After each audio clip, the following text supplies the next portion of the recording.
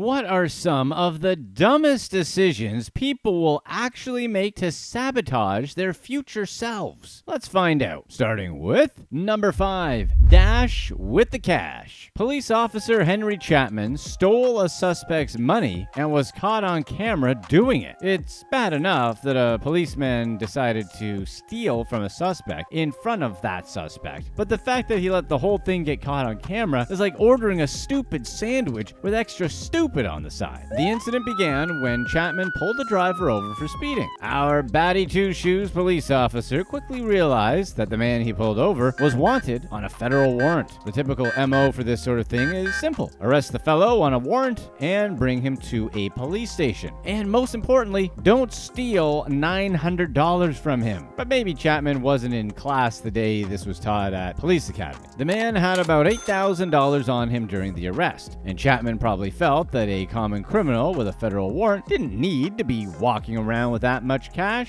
and probably wouldn't even notice if some of it was missing. So he took the wad, undid the rubber band, and tried to crumple some of it into the door pocket. But the problem was that the suspect actually saw what Chapman was doing because he was literally sitting in the back of the patrol car watching him. So he made his opinion known by screaming into Chapman's body cam that he'd just been robbed and that he knew Chapman had messed with his money. But this didn't spook Chapman at all for some reason, and he just ignored the fact that his victim had caught him stealing. Chapman just continued hiding the money behind a receipt in the door pocket of his patrol car and probably thought that that would be that. He put the rest of the money in an evidence envelope and drove the suspect to the police station. Immediately after he arrived at the station, the suspect started telling anyone who would listen that Chapman had stolen from him. He also told the rest of the cops that he knew exactly where the money was in the cop car. Chapman, of course, denied all of this and said that the suspect was lying. But the suspect was making such a fuss about it that they decided to just search to shut him up.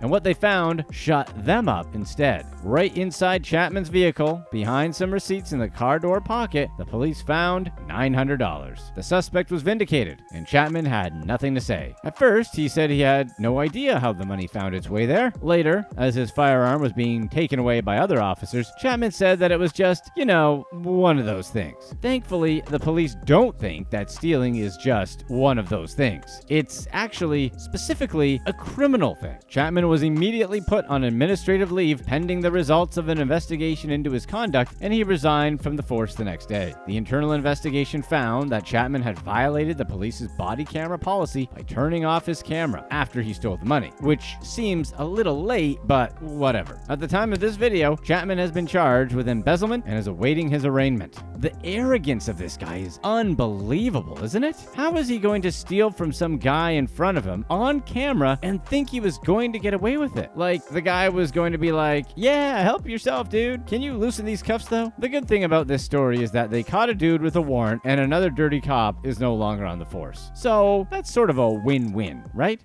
Number 4, the fake vanishing. Pennsylvania resident Chloe Stein faked her own disappearance because she was embarrassed about not graduating college at the same time as her friends. So instead of just sucking it up and dealing with it, Chloe thought that trying to pull off some vanishing act would help her save face. As it turns out, it didn't. The kidnapping saga began when Chloe texted her boyfriend that police had just pulled her over on some desolate road. And that was the last her boyfriend heard from her over the next 24 hours. He tried to call her and text her, but there was no reply. The next day, she was reported missing, so her boyfriend and her friends started combing the town for any signs of her. Eventually, they found her vehicle parked by the side of the road with her cell phone ominously inside. The police quickly sprang into action and searched for Chloe over the next 20 hours. They spent thousands of dollars on personnel and equipment for the search, and at one point it seemed like Chloe wasn't going to be found. Luckily, she did eventually turn up, and when she did, she had an unbelievable story to tell. And wouldn't you know it, the police didn't believe it. The police found Chloe at a residence of a neighbor that was just around 3 miles from where her car had been abandoned. The thing was, she didn't look like she'd been kidnapped, not that that always means something, but she was hardly acting like a kidnapped victim. So when the police asked her what happened, she claimed that she'd been held against her will and that her life was threatened. Then she was eventually dropped off near her home. She then walked to her neighbor's house, told them the same story, and they called the police. However, the cops almost immediately noticed that her story made almost no sense. Video evidence, cellular evidence, and inconsistencies with her testimony showed that she was hiding something. First, they knew that she was never pulled over by the police, which doesn't mean she wasn't kidnapped, since the kidnappers could have been pretending to be the police, but she never said that. Second, police found some clear evidence that Chloe had actually been spending most of the time she was missing in a garage on her parents' property. As it turned out, Chloe had some reasons to lie. Chloe was enrolled in college, and her parents and friends thought she was set to graduate that weekend. But according to university officials, Chloe hadn't been in school for over a year. There was 0% chance she was going to graduate, and she'd kept this a secret from her friends, boyfriend, and parents. So police figured this was probably the reason she planned her own pretend abduction. Chloe was arrested and charged with several misdemeanor counts, including false alarm to a public safety agency, false reports to law enforcement, obstruction of the administration of law, and disorderly conduct. After admitting to faking her abduction story, she was released on $25,000 unsecured bail. It's pretty clear that Chloe has some pretty bad anxiety, so it's understandable that she made some pretty dumb decisions as a result. Not that we're approving of it, but we're saying we get it. Going to college before you're ready, or suddenly realizing that you're in over your head, or not doing that well, can be a lot to deal with for many people. But we all have to be accountable for our actions at the end of the day, even if those actions were because of stressful situations. Number 3, treating herself. Jamie Mann stole over $200,000 from her employer by giving herself unapproved pay raises. The crazy thing about this story is that Mann's boss didn't even notice her fraud until 3 years after it began. Mann was hired as the office manager and was tasked with making changes to payroll and paying out salaries to workers. But the enterprising thief then used this authority to increase her hourly pay by $5 3 different times. Since no one else in the company has access to the payroll software, Mann easily got away with her theft. The owner of the company said he never reviewed the payroll summaries he got and only reviewed one by chance when he saw that Mann was getting paid $30 per hour when she'd originally been employed at $15 per hour. But Mann wasn't just hoping that her boss ignored her payroll summaries. She also went the extra mile to provide different payroll records for him to review. So even if he did happen to check through the records, he wouldn't notice that something was amiss, which was a good plan until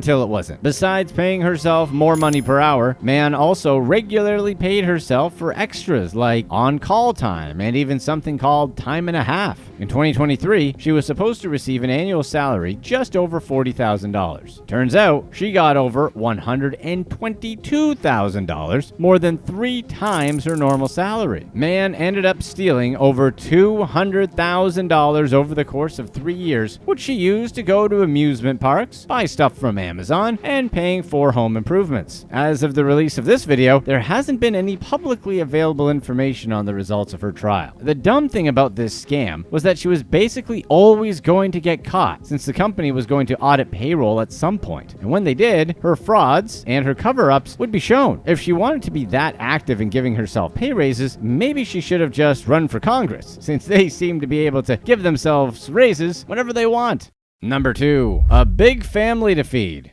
Popular rapper and trap queen writer Fetty Wap, whose full name is Boba Fetty Wap, aka Willie Jr. Maxwell II, was sentenced to 6 years behind bars for dealing. According to court documents, Fetty Wap sold over 100 kilos of illegal substances during the pandemic and made a lot of money doing it. Police accused Fetty Wap of driving to Long Island around 6 times in the spring of 2020 to purchase the substance and sell it in New York and New Jersey. But Fetty Wap had a good excuse, a real Fetty Whopper, if you will. He said that he always wanted to lead and help members of his community, but the COVID pandemic made him unable to meet his many financial commitments. So obviously, the best way to do that is to sell nose beers. Not all heroes wear capes. You see, Fetty Wap has 8 kids, and those kids apparently have to eat or whatever. The pandemic meant that money from concert tickets was no longer coming in. Fetty Wap said the desperation to feed his kids and pay for their support led him into the world of crime, and that he now regrets his actions. Fetty Wap may have said he is sorry for his crimes, but his actions after his arrest did very little to prove it. After getting charged to court, our rapper pled guilty and was released on bail pending sentencing. However, while out on bail, Fetty Wap violated his bail conditions by threatening a rival with a weapon while on a video call, like you do. So the judge wasn't exactly amenable to reducing his sentence. Fetty Wap's lawyers said that their client had no choice but to turn to crime to feed his kids. And feeding children isn't a crime, right? But the prosecution obviously pointed out that hundreds of thousands of Americans also fell on hard times during the pandemic, and they didn't start dealing nose beers out of their cars. Fetty Wap's lawyers were like, prosecution also explained that this wasn't just a one-off thing for Fetty Wap. They claimed that his breakout song, Trap Queen, was actually about his ex-girlfriend who used to sell the substances with him. Of course, Fetty Wap's lawyer said this was unfair as his music was just an art form, and the judge was like, yeah, you totally didn't do that. It's just a song. Objectively, Fetty Wap's lawyers were right, but come on. Anyway, the judge still handed down a 6-year sentence. Really, if he had invested his money wisely, he would have had no need to start dealing. Fetty Wap was already a famous and popular rapper and could have easily just continued making money off his old hits. Of course, he did get unlucky like all of us during the pandemic. He couldn't tour to make money, and he has 8 kids to feed along with the rest of his family. Be sure to stay right here to find out how this singer decided to get more money after his music career was over with.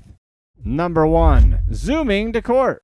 Corey Harris went viral for appearing on a Zoom court call while driving, despite his court case being about driving with a suspended license. The video was funny because it showed an astounded judge looking on in amusement as a fellow who was on trial for driving while having a suspended sentence was actually driving. The judge apparently had no idea why Harris would be doing that and immediately rescinded his bond and told him to immediately report to jail. Harris was then locked up for 2 days. When he got out, Harris had a very interesting story to tell. He explained that he'd been on his way to his doctor's office because his wife had a health issue, so he wasn't worried about driving with a suspended license. The fat Corey said he had no idea his license was still suspended because 2 years ago his suspension had been lifted. When this tasty little bit of info got out, everyone started blaming the judge and the state for not updating Corey's license status since it had already been reinstated. Official rules can be confusing for a lot of people. His decision to go on a Zoom court call about his suspended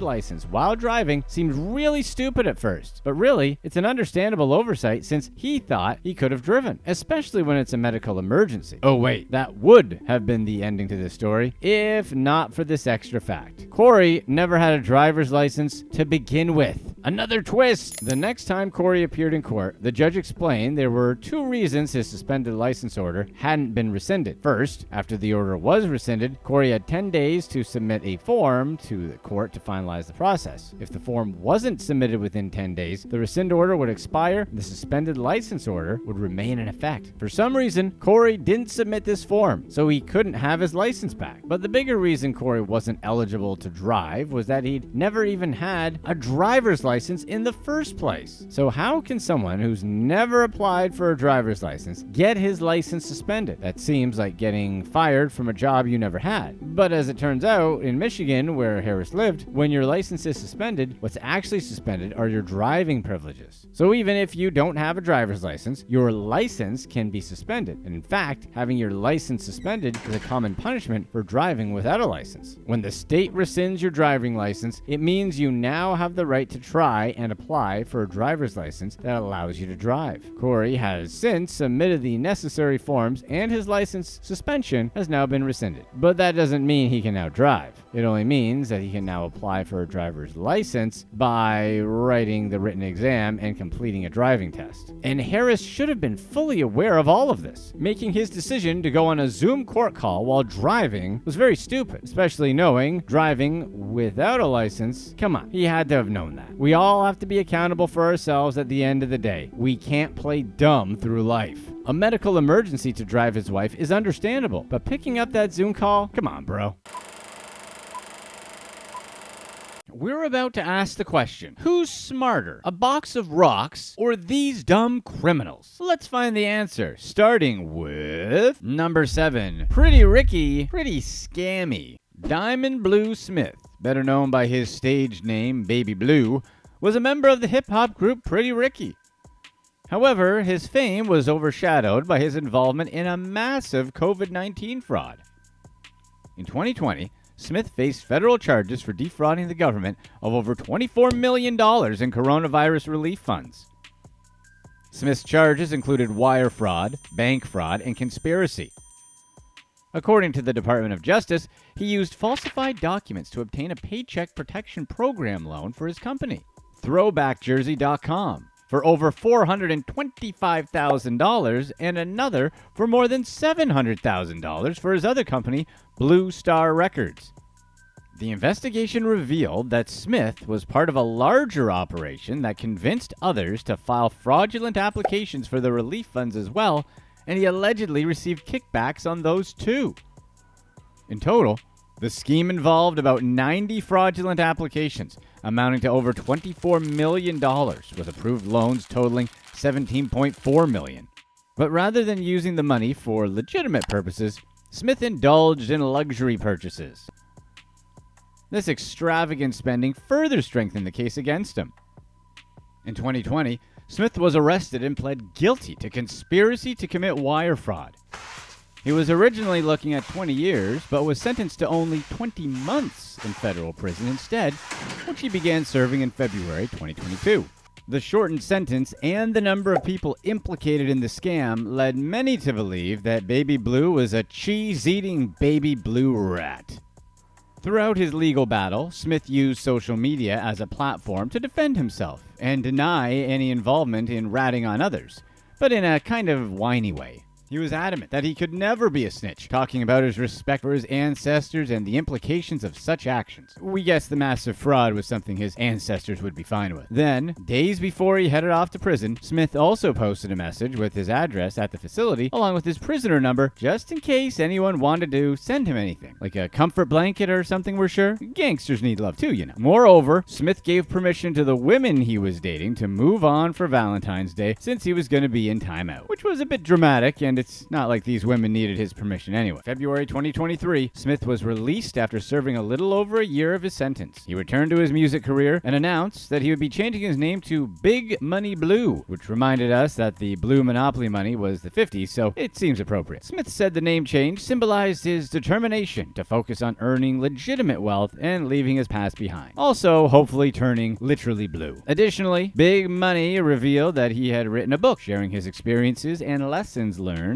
during his time behind bars. A little caged wisdom, if you will. However, despite his release, Smith isn't entirely off the hook. He still owes over $1 million in restitution, and his legal troubles continue to follow him. That name change to Big Money Blue. Let's just hope he'll be able to make a positive contribution to society first, and worry about the big money later. Number 6. Let's scam billionaires. Stephanie Hunter, a mother of 2 from Spring, Texas, attempted to steal the identities of billionaires, including Houston Rockets owner Tillman Fertitta. Hunter was buying personal information, including social security numbers, for just $10 on the dark web. Despite being accused of these high-profile identity theft attempts, Hunter said she had no idea of who her victims were. However, her actions suggested a targeted approach, as she also attempted to target other wealthy individuals like Walmart heiress Alice Walton. The investigation revealed that Hunter had used Fertitta's information to open credit cards in his name, including a Capital One bank account and a line of credit at a furniture store called Conn's. The combined worth of these credit lines was about $20,000. When Hunter was asked why she did it, she said she just wanted money for home goods, but never actually made any purchases. She dismissed the whole ordeal as a spur-of-the-moment mistake and said she felt bad and that it wasn't something she normally did. Hunter's criminal record showed several previous arrests, including charges for theft and possession of those funny green plants. You know what we're talking about. Hunter was released on a $10,000 bond, but she may face additional charges as the investigation continues. You'd think billionaires would have really great identity protection, right? They caught her pretty fast, so it must be okay, but still, it's pretty wild that she even got their info at all. Why she'd target people who pay other people to watch their money is beyond us. Number 5. Worst Guys to hire. Maddie Rossiter, James Rossiter, and Dean Smith were a group of phony contractors who ran a messed up scam targeting elderly homeowners. They managed to make a total of £45,000 from crimes committed on 18 properties across the UK by knocking on the doors of elderly people and convincing them that their roofs needed repair. Then they would overcharge by thousands of pounds and deliver tremendously shoddy workmanship. The trio actually posted a video of themselves straight up mocking John Bray, an elderly homeowner, right to his face as they replaced only a handful of tiles on his roof. The video showed the guys laughing at John and making fun of his age while bragging about their scamming and how they were charging him a ridiculous £8,000. The poor quality of their work was evident when a chartered surveyor called for by Wiltshire trading standards described it as abysmal. The repairs were carried out without any skill or competence, and it was likely done without the use of appropriate tools, or a conscience apparently. Sadly, the consequences of their actions went beyond financial loss. John Bray's son Steve revealed that the shame and embarrassment his parents felt due to the fraud likely contributed to his mother's passing. The emotional toll on the victims was devastating, and the behavior of these guys, which they flaunted in the video, only added to the pain and suffering they caused. In court, Maddie Rossiter and James Rossiter admitted to fraud by false representation and participating in a fraudulent business. Maddie Rossiter was just 16 years old during the time of the offenses and was only sentenced to 2 years and 3 months in prison, while James Rossiter received a 3-year and 4-month sentence. Dean Smith, the third member of the group, also pleaded guilty to participating in fraudulent business and was also sentenced to 3 years in prison. Can someone post a video of their first day in prison since they were so into mocking old people? Number 4. Broken promises. Jennifer McBride allegedly participated in the theft of Lady Gaga's French bulldogs, Koji and Gustav. The singer had offered a $500,000 reward for the safe return of her purebred pups, no questions asked, after they were stolen from her dog walk. The dog walker, Ryan Fisher, was ambushed in Los Angeles late one night while walking the singer's Frenchies. 2 men attacked Fisher, and when he resisted, one of the assailants discharged a firearm, grievously injuring Fisher. McBride claims that she was the one who returned the dogs to Gaga, bringing them to the LAPD Olympic Community Station just 2 days after the reward was announced. According to her, Gaga had promised to pay the substantial sum without asking any questions if her dogs were brought back unharmed. However, McBride's association with the case goes beyond simply returning the stolen dogs. She was later charged in connection to the theft, accused of receiving stolen property and being an accessory to the crime. Since the return of the dogs, McBride has taken legal action against Lady Gaga. She sued the pop star for $1.5 million, alleging that Gaga failed to fulfill the promised reward, leading to McBride to seek damages. The primary perpetrator, James Howard Jackson, who was identified by the police, pleaded no contest to his charges and was sentenced to 21 years in prison. Fortunately, Ryan Fisher survived his injuries, although the incident was undoubtedly a traumatic experience for him. Despite all that's happened, it appears that the dog walker has made a great recovery and is doing okay today. However, the legal consequences for McBride are ongoing, since it was discovered that McBride was dating the father of Jackson, so she had a direct connection to the crime. The fact that she thinks a judge is going to award her money is insane, considering such a ruling would only encourage copycat crimes. Number 3. The backpack.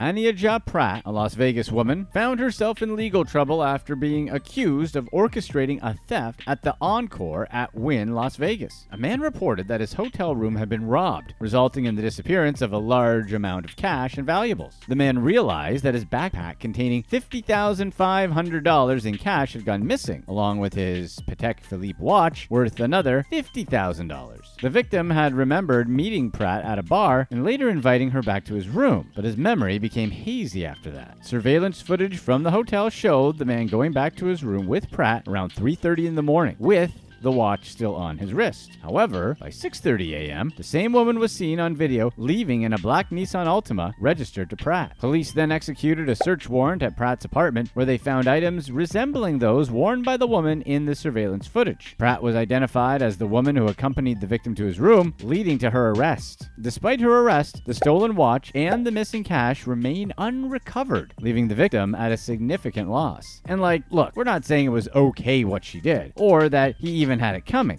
But why on earth would you leave that much money in a backpack in your hotel room with a stranger instead of in a safe? She definitely deserves to be punished, but the guy was clearly a moron.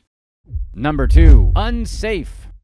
Mackenzie Long was accused of stealing stacks of cash from an unlocked safe in a hotel room. The incident occurred when the alleged victim and his friends met Long and another woman on the casino floor, exchanging phone numbers and eventually meeting up in the hotel room where the safe was. But the group didn't bother locking the safe, leaving their cash and passports exposed. After spending some time together at the hotel's pool, Long and the other woman suddenly disappeared, quickly raising suspicion. Upon returning to the room, the group discovered the safe was still open and their money and passports were missing. And boy, were they surprised. In total, Long managed to steal approximately 15,000 Canadian dollars, which are a lot like US dollars but with better manners, along with a laptop and passports. Adding to her legal troubles, Long was arrested for being paid adult company at the area on a separate occasion. She's now facing charges of residential burglary, possession of documents to commit forgery, grand larceny, conspiracy to commit grand larceny, and loitering for the purpose of paid adult stuff.